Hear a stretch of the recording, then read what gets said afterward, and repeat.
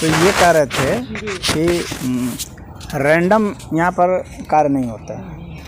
जो रैंडमनेस हम लोग को लगता है ना, वो हम लोग की अज्ञानता के कारण लगता है। हम लोग उसके सारे कारकों को नहीं जानते, न सारे कारणों को जानते हैं। इसलिए लगता है कि यहाँ पर ऐसी घटना घट जा रही है, तुक्के में घट जा रही है, जिसको हम लोग कहते हैं एक्सीडेंट हो गया। एक्सीडेंट कुछ नहीं होता है यहाँ। एक्सीडेंट नाम की चीज़ जो है वो सिर्फ अज्ञानता है। उनके पीछे बहुत सारे कारण होते हैं, हम लोग नहीं जानते रहते हैं। हम लोग आगे नहीं जानते हैं, भविष्य नहीं जानते हैं, तो हम लोग को लगता है एक्सीडेंट हो गया। हाँ, हम लोग अतीत नहीं जानते हैं, तो हम लोग सोचते हैं पीछे कुछ होगा ही नहीं। तो हम लोग शून्य से तो प्रकट होते नहीं हैं। जब भी है शून्य से तो कुछ होता ही नहीं है। उस शून्य से कुछ उत्पन्न नहीं होता है। तो जब भी होता है कोई कुछ से ही उत्पन्न होता है। यानी यहाँ पर सिर्फ जो है ट्रांसफॉर्मेशन होता है, रूपांतरण की घटना घटती है। तो उसी का ये अनवरत सिलसिला है। तो मतलब अब जो जिस संस्कार में पैदा हुआ जीव जन्म लिया, मतलब एक तो अपना पूर्व प्रारब्ध के अनुरूप उसका जन्म हुआ, उसके आधार पर जन्म हुआ, फिर उसको कैसा वो मिला है, मतलब टाइम भी उस पर डिपेंड हुआ कि किस टाइम में तुमको पैदा होना है, भी फिक्स हो गया। फिर तो जो भी उसके पूर्व कर्म है उसके अनुसार फिक्स होगा ना सर। किस संस्कार वाले घर में पैदा होना है, वहाँ संस्कार अब क्या मिलेगा, किस टाइप के आपके पेरेंट्स मिलेंगे, ये भी डिसाइड हो गया। ठीक, अगर अच्छा है सब कुछ पॉजिटिव है तो पॉजिटिव सब कुछ होगा। अगर नेगेटिव किए हुए आ रहा है तो नेगेटिव मिलेगा सब कुछ लगभग। अब वहाँ पे वो क्या पॉजिटिव कर सकता है कि या फिर नेगेटिव से प्रेरित होकर नेगेटिव और बढ़ाएगा अपना? नहीं, व्यक्ति कर सकता है, पॉजिटिव भी कर सकता है, नेगेटिव भी कर सकता है। पॉजिटिव कैसे कर पाएगा जब वो ऑलरेडी नेगेटिव से भरा हुआ है टोटली? ऐसा नहीं है, टोटली कुछ नेगेटिव नहीं होता है। नहीं, देखें जैसे नकारात्मक कुछ भी नहीं होता है। जैसे कि चोर के घर में पैदा हो गया, सपोज करें कोई चोर की डकैत खानदान में पैदा हो गया, उस तरह के माहौल में पैदा हो गया, बदमाश में पैदा हो गया, उसको पता नहीं है कि अच्छा इसके अलावा भी कुछ अच्छाई होती है। नहीं, पता लग जाता है ना। तो पता लगने के लिए घटना हो जाएंगी ना, जिसे पता लग जाता है। उससे घटना होने के लिए उसके पूर्व जन्म के कुछ होंगे तो खाली पूर्व जन्म से थोड़ी हो जाता है। खाली हर चीज पूर्व जन्म से खाली थोड़ी होता है। तो अभी वर्तमान जन्म का भी तो होता है। नहीं, उसके कर्तव्य का ही ना प्रभाव होगा। खाली उसके कर्तव्य का खाली नहीं होता है। कोई भी जो घटना होती है ना, किसी एक के कारण नहीं होती है। कोई घटना ऐसा नहीं है जिसमें कि सिर्फ आप अकेले कर सकते हैं। ऐसा कोई कारण ऐसा नहीं है जो कि आप अकेले कर सकते हो। नहीं, कर सकने की बात मैं नहीं कर रहा। नहीं तो संस्कार कैसे बनेंगे? होने की मैं उसी की बात कर रहा हूँ। संस्कार कब बनेंगे? जब हम अकेले ही कुछ कर सकते हो। और अकेले कभी कोई कुछ कर ही नहीं सकता। कुछ भी कर्म हम अकेले नहीं कर सकते। सदैव उस कुछ करने के लिए अन्य बहुत सारे असंख्य कारक होंगे। तो इसीलिए जो है, जो संस्कार का इतना जोर दिया जाता है, तो वह क्या है कि वो एक इमीडिएट इफेक्ट होता है, जो कि हम लोग देख लेते हैं, समझ लेते हैं कुछ, उसको संस्कार कहा जा रहा है। अन्यथा हम संस्कार को गिन भी नहीं सकते। कितने तरह के संस्कार पड़ते हैं। हम लोगों ने कितने कितने दृश्य देखे, कितने कितने चीज़ों को सूंघा, कितने को सुना, उतना सारा याद भी थोड़ी रहता है, लेकिन वो संस्कार में पड़ जाता है। समझ गए? तो उसी तरह से मनुष्य को जब जन्मता है तो जन्मने के बाद बहुत सारे इफेक्ट आते हैं। उसके घर में बहुत सारे लोग होते हैं। और ऐसा नहीं है कि कोई बहुत ज़्यादा दिन तक कोई रह रहा है तो उसी का प्रभाव होगा। व्यक्ति का तो किसी एक व्यक्ति से मिल गया, अनजान व्यक्ति से, तो उससे भी उसका इफेक्ट हो जाएगा और उसे प्रभाव हो जाएगा। किसी एक पशु से मिल गया, पक्षी से मिल गया, तो उसका प्रभाव हो जाता है।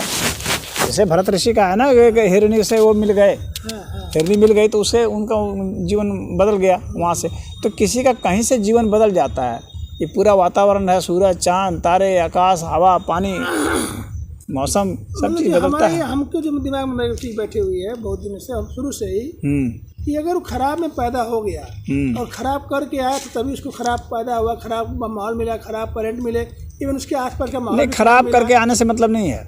मतलब है कि उसके जो अनुभव बाकी हैं, जो अनुभव उसके बाकी हैं, जिसमें वो परिपक्व नहीं हुआ है, उन अनुभवों को वह ग्रहण करता है, क्योंकि उसी की वह इच्छा करता है।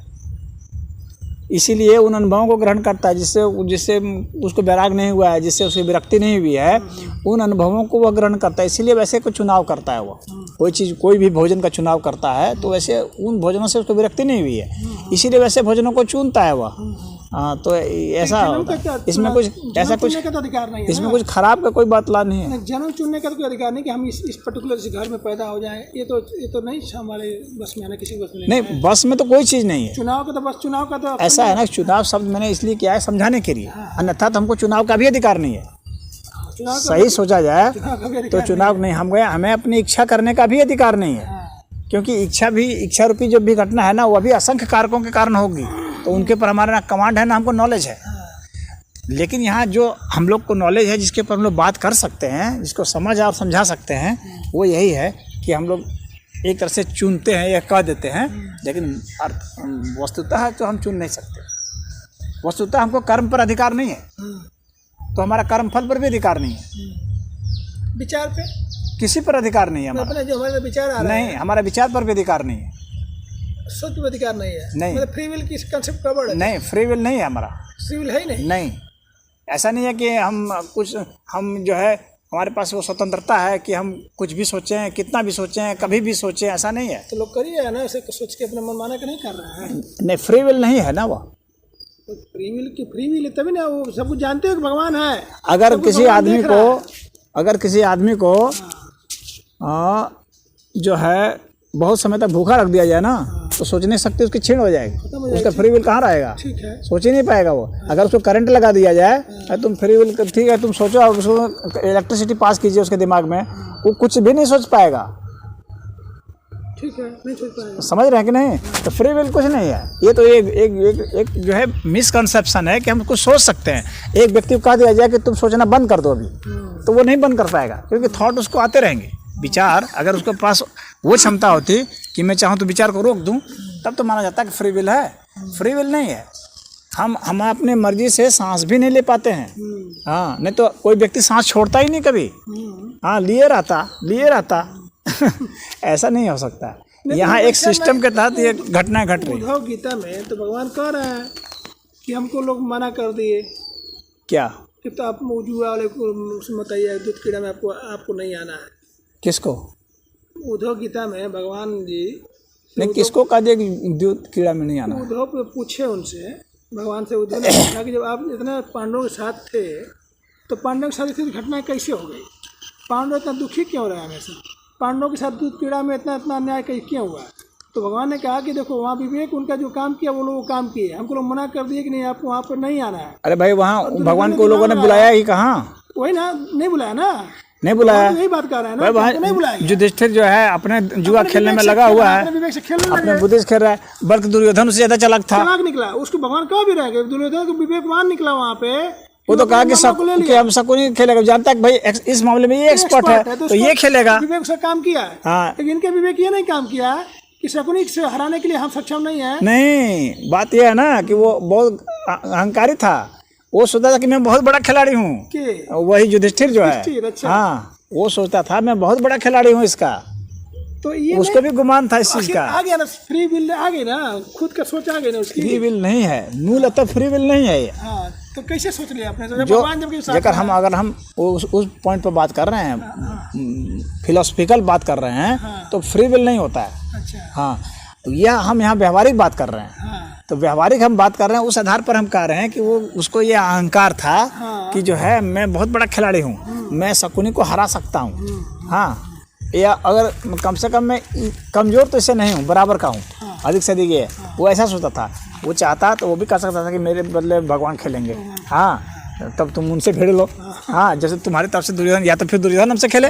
हाँ, वो ऐसा कर सकता था। तो वैसा वो नहीं किया। वो इसकी एक मूर्खता भी कह सकते हैं, या ओवर कॉन्फिडेंस कह सकते हैं, जिसमें कि वो हारा। हाँ, लेकिन अगर हम उसको उस आधार पर आध्यात्मिक दार्शनिक बात करें।